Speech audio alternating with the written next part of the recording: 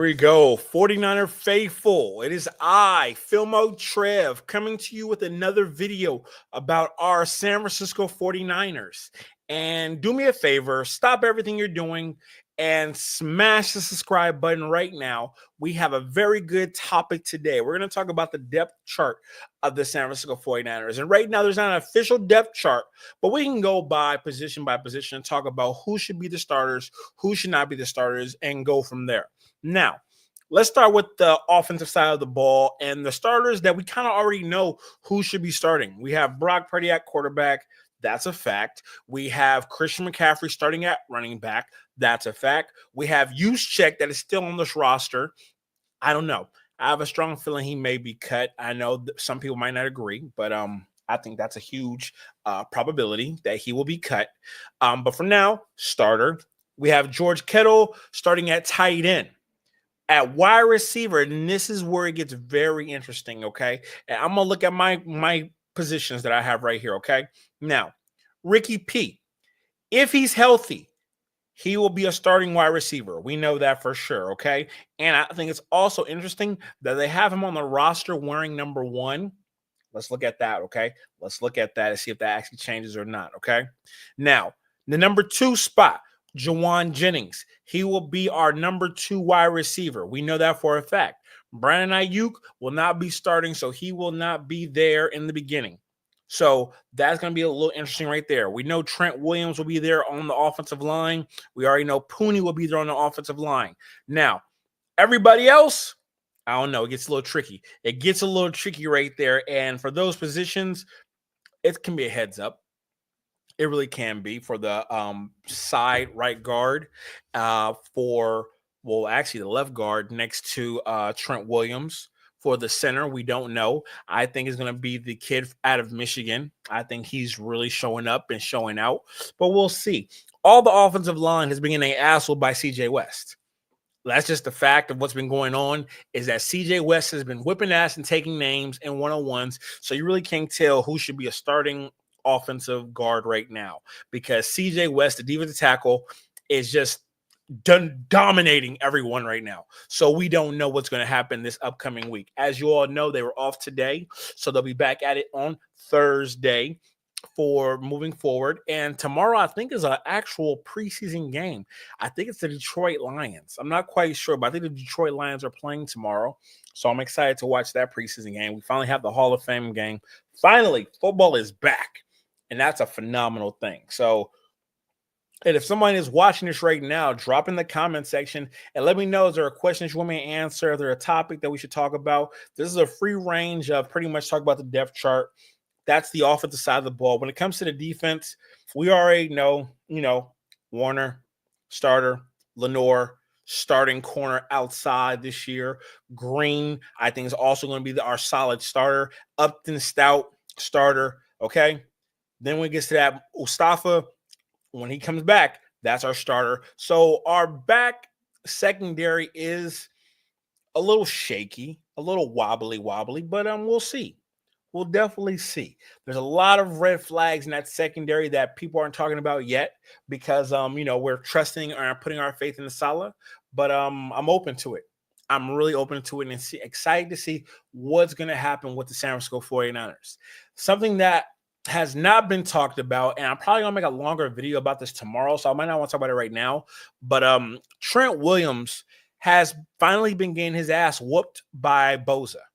And I'm going to make a long-form content video about this tomorrow, so look forward to that. So subscribe to the channel if you haven't subscribed. We're going to talk about that tomorrow. But this defensive line is looking nice. Okay, Mykel Williams is hurt right now with the ankle injury, which is terrifying right now. Very, very terrifying. But no one's talking about Huff. I'm very curious to know about Huff. And why, how good is he right now? So if anybody's going out there to camp, let me know. How is Huff doing? Okay? I really want to know what's going on with Huff. And outside of Huff, outside of Fred Warner, how is Winters doing? Because I think Winters should be the starting opposite of Fred Warner. He should be. He definitely should be. So I want to know exactly. I know some people have been talking about Upton Stout has been out there showing his skills and doing everything, but everybody else, I really want to know about everybody else and what they've been doing, and who do y'all think should be starting in that secondary outside of Lenore? Drop in the comments. Let me know. Give me your fill outs. Let me know what y'all think. Okay. And when it comes to the offensive side of the ball, I gotta be honest with y'all. I really thought we were going to get younger at the fullback position. I really thought we were going to get younger at the fullback position. Having Kyle Juszczyk as our starting fullback concerns me because I don't think he can make those blocks like how he used to do. He's no spring chicken. He's no spring chicken. I've said it multiple times that Juszczyk is on the team because of nepotism. It is what it is, and we just got to respect it and rock with it. But I want to know, what do y'all think is going to happen with Juszczyk? Is he really going to be a Pro Bowl fullback when there's only 3 of them and he gets the most yak out of all 3? So he's a Pro Bowler every year just because of that? You know, my hat really is. And if you're a betting person like myself on Prize Picks, my hand honestly is going to Kyle Shanahan and making sure that, George Kittle gets 1,000 yards receiving. I definitely see it this year. And I'm super high on George Kittle getting 1,000 yards receiving. He can do it. I have nothing but faith in him. I definitely see it happening. I see George Kittle getting 1,000 yards receiving. Do I also think that Juwan Jennings has the possibility of making that happen as well? Absolutely. But we got to wait and see. We have to wait and see.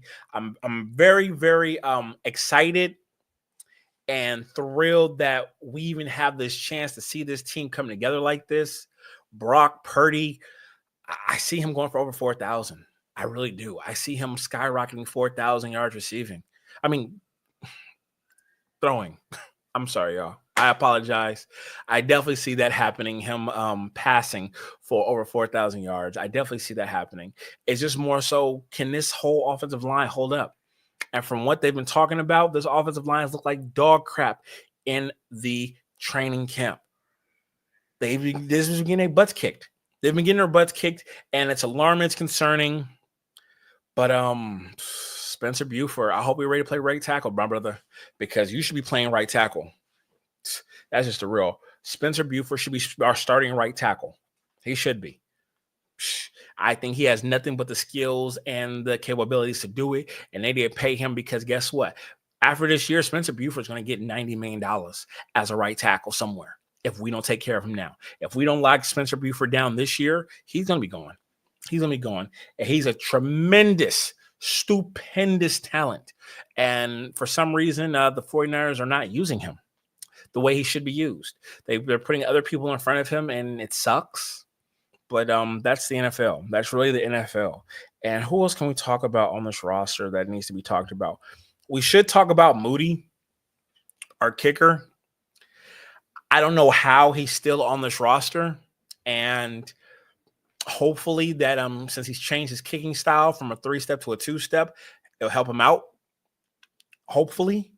I don't know, though. I don't know. I have no faith in him. I have no faith in Moody. Neither should you. Moody has lost his confidence. Okay? I can see why Harbaugh had him, because Harbaugh knows how to push and get something out of players that Kyle Shanahan doesn't know how to do. Kyle Shanahan never knew how to do that, and Harbaugh has always done that, and you could tell with Moody. Moody has lost his confidence. He's scared, and I'm very concerning about our kicking. Very, very concerned about kicking. I don't know what's going to happen with this whole kicking situation, because if Moody's our starting kicker, God help us, we might have to hold 2 kickers on the team. We might have to. We might, because I don't think Wisconsin is even on any roster right now. I don't even think he's been picked up. Like, this is the kicking. My head hurts. My head hurts just thinking about who's going to be kicking for us, because I don't think it should be Moody. I just don't. Moody's horrible. He's disgusting. He just doesn't have the confidence. And I know somebody out there is going to be like, yo, we need to stick with him, like, trust the process. But we're trying to win our 6th Lombardi trophy, y'all. Our 6th Lombardi trophy. You can't mess around with a kicker who has no confidence. You got to move on. And I'm pretty sure that there's a kicker in the World Cup FIFA that would love to kick for the San Francisco 49ers. Okay? We got to go out there and get them. We have no choice but to. We got to go out there and go get us a kicker that wants to lock it in. All right. Now, other stuff that we need to talk about. I'm going to save a CJ West video, and I'm going to go more in depth about CJ West tomorrow once I talk about Bosa and everything that's going on with Bosa. But right now, everything is locked and loaded. You know, Christian McCaffrey is not – no one's talking about Christian McCaffrey right now, so I guess that's a good thing. We shall see. I don't know. I think everyone's been quiet. Everybody's been pretty, happy about Brock Purdy having the kid. Congratulations to him and his wife. Well deserving. Hopefully it's a healthy, beautiful girl and thriving in success.